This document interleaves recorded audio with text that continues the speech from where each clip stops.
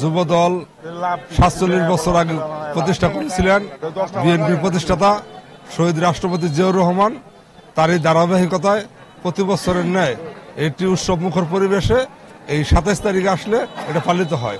যেহেতু ২৭ তারিখ কেন্দ্রীয়ভাবে পালন করা হয়েছিল, কেন্দ্রীয় নির্দেশ মোতাবেক উপজেলা লেভেলে ২৮ তারিখে র্যালি করার অনুমতি দিয়েছিল।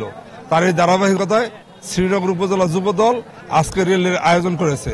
সেখানে প্রধান অতিথি হিসেবে উপস্থিত থাকবেন মুন্সিগঞ্জ ১ শ্রীনগর সিরাজদি খানের গণমানুষের নেতা জননেতা মীর শরফত আলী সপু ভাই। তার নেতৃত্বে শ্রীনগর উপজেলা যুবদল একটি বর্ণাঢ্য র্যালি জমজম টাওয়ার হতে আমাদের ডাক বাংলার মোড় পর্যন্ত এই র্যালিটি অনুষ্ঠিত হবে।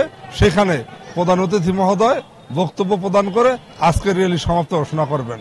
যেহেতু যুবদল প্রতিটি আন্দোলন সংগ্রামে তার ভূমিকা রেখেছে, ফ্যাসিস্ট স্বৈরাচার সরকার পতনেও বিশাল ভূমিকা ছিল, এখনো ভবিষ্যতে যদি কোনো নব্য স্বৈরাচারের আবির্ভাব না করতে পারে সেই প্রচেষ্টা সর্বোচ্চভাবে করবে এবং বাংলাদেশের গণতন্ত্রকে সমুন্নত রাখতে সামনের নির্বাচনে যুবদল একটি অগ্রণী ভূমিকা রাখবে বলে আমি বিশ্বাস করি। আসলে আমাদের এখানে মুন্সিগঞ্জ ১ তথা সারা বাংলাদেশেই প্রত্যেকটি আসনে একাধিক প্রার্থী আছে।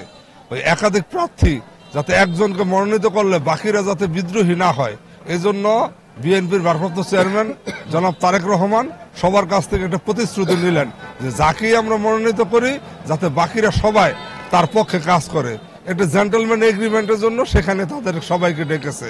দলের মীর শরফত আলী সপু ভাই, আমরা আশাবাদী যে মনোনয়ন পাবে, সেখানে অন্য প্রার্থীরা যাতে বিদ্রোহ না করতে পারে, মন খারাপ করতে না পারে, দলের জন্য ধানের শীষের জন্য কাজ করার জন্য সবাইকে ওখানে গিয়ে প্রতিজ্ঞাবদ্ধ করানো হয়েছে।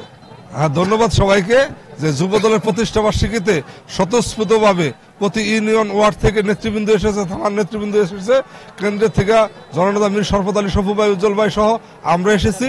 আমরা এটার উত্তরোত্তর সমৃদ্ধি কামনা করি। যুবদল জিন্দাবাদ, যুবদলের সমাবেশ সফল হোক। ধন্যবাদ সবাইকে।